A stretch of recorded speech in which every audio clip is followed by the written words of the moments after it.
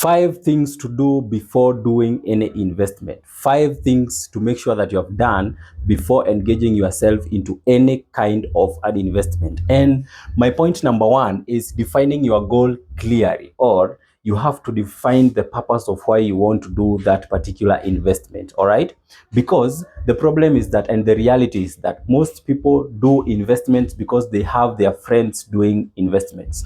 You have to ask yourself, are you owning some shares in a company simply because your friend owns shares in a company? Do you want to get into a money market fund simply because your friends are in money market fund? Have you defined your goals or the purpose of doing that investment clearly before joining that particular investment? Have you done some research based on that particular investment before joining it?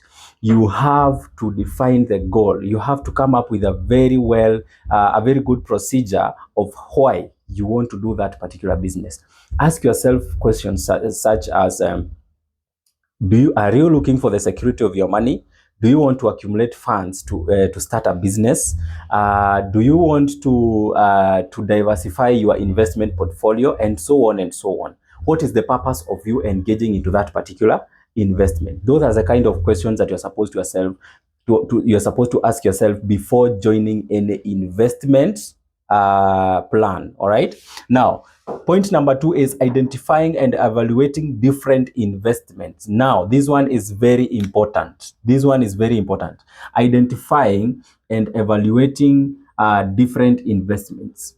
Here is where, for example, if after defining your goal and clearly identify the purpose of why you want to do that particular investment, here now you are going to identify and evaluate different investments. You have heard of money market fund, you have heard of treasury bills and bonds, you have heard of buying shares of a company, you have heard of investment in biological assets, and so many other kinds of investments that you have had.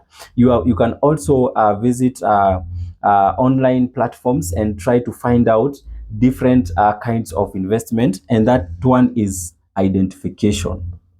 Now, once you have identified these investments, you need to evaluate them. And evaluation is tabling each and every investment. You have to come up with a very big column, and each column you are going and divide the column into several sections, and each column you are going to allocate each and every investment, and you are going to do a comprehensive research based on that particular investment, and you are going to state the facts, the findings about that particular investment.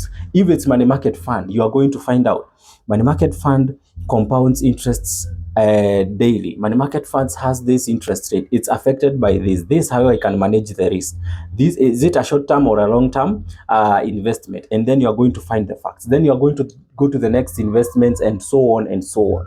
And once you have evaluated your investment, you will have to come up with facts. Of course, now you have your columns and the findings. And once you have evaluated the investment, you have to go to point number 3. You need to compare the findings in the number 2 above. These findings that you have found here, you need to compare them here. Now you are going to compare money market fund with treasury bills, with treasury bonds, with investment in biological assets, with purchase of shares in a certain company, and so on and so on. And see, money market fund inanipea this output. Treasury bills, they are giving me this output. This one is this one. This one is a long-term investment. I don't need a long-term investment. I need a short-term investment. So I'm going to go for money market fund.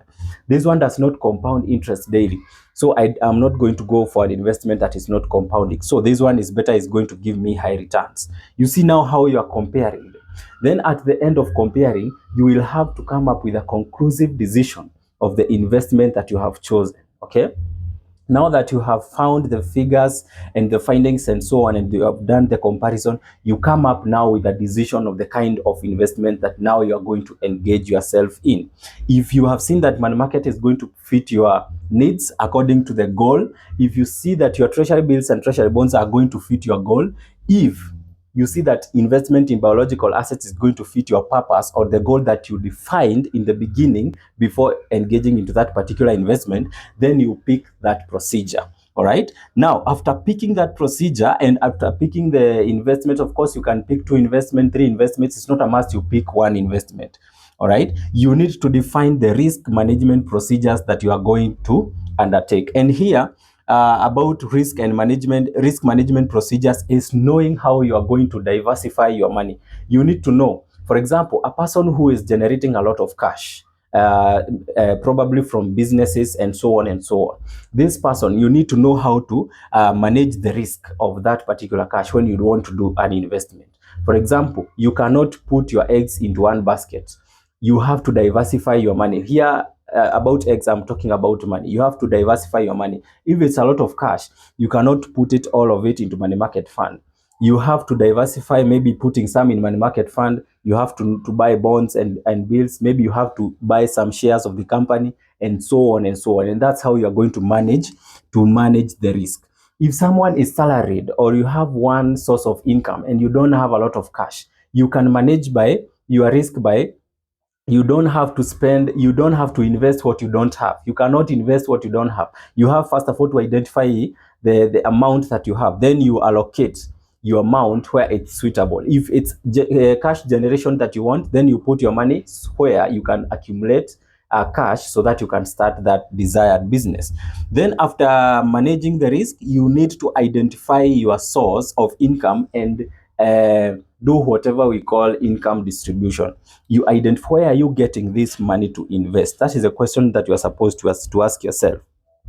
Now that I want to do this business, where am I getting cash? Because there are some employed people who might be getting salary at the end of the month, but they think that simply because you are getting a salary, you can just go direct into investment. You need to distribute your income and see whether you can be left with something to invest. Because when it comes to investment, buying of shares, it's that money that you don't need at that particular moment.